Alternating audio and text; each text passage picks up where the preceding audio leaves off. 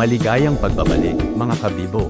Sa bagong kabanata ng ating kwento, alamin natin kung paano tayo magiging matatag, kahit umuuga ang paligid. Ito ang Swimming Squad, ang lindol at ang lakas ng loob. Maagang gumising si Aidan at iKid.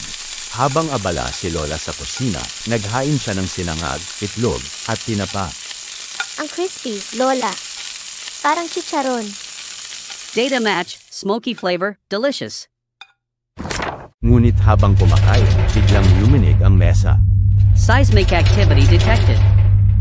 Lindol ba to? Agad silang sumunod sa tamang galaw. Duck, cover, hold. Duck. Cover.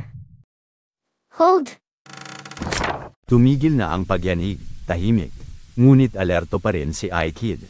Aftershock probability, moderate. Maingat silang lumabas sa bahay. Pinili nila ang bakanteng bakuran. Inilabas ni Lola ang kanyang emergency kit, kompleto sa flashlight, whistle, at tubig. Wow, Lola. Laging handa parang Girl Scout eh. Impressive disaster preparedness. Sa kalsada, nakita nila si Tatay Rene na nadapa. Mabilis na nilapitan nina Aidan at iKid. Tatay Rene, okay lang po ba kayo? Walang signal si Aidan, kaya ginamit nila ang handheld radio ni Lola. Scanning frequencies, signal acquired. Sa kabila ng kalsada, may mga batang umiiyak. Nilapitan sila ni Aidan. Huwag kayong mag-alala. Safe na tayo ngayon. Activating comfort light.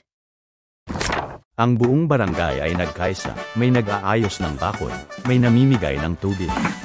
Kapit-bisig sa pagsubok.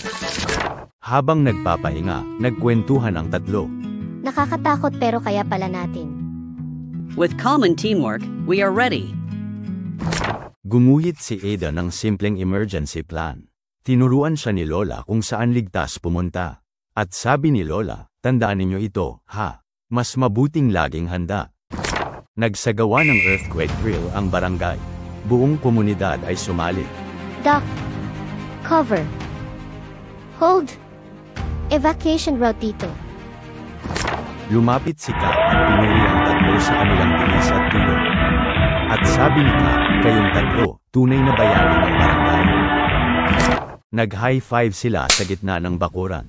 Matatag, magalang, at laging handa. Earthquake protocol, success. Kabibo safety tips. 1. Alamin ang evacuation site.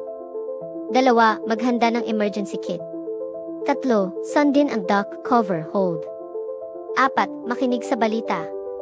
Tumulong kung ligtas.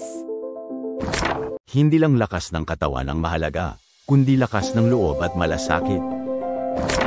Salamat mga kabibo. I share ang natutunan para sama-sama tayong ligtas. Pero teka, ano yung tunog mula sa ilalim ng batis? May sumusunod ba kay iKid? Abangan sa susunod, ang anino sa tubig.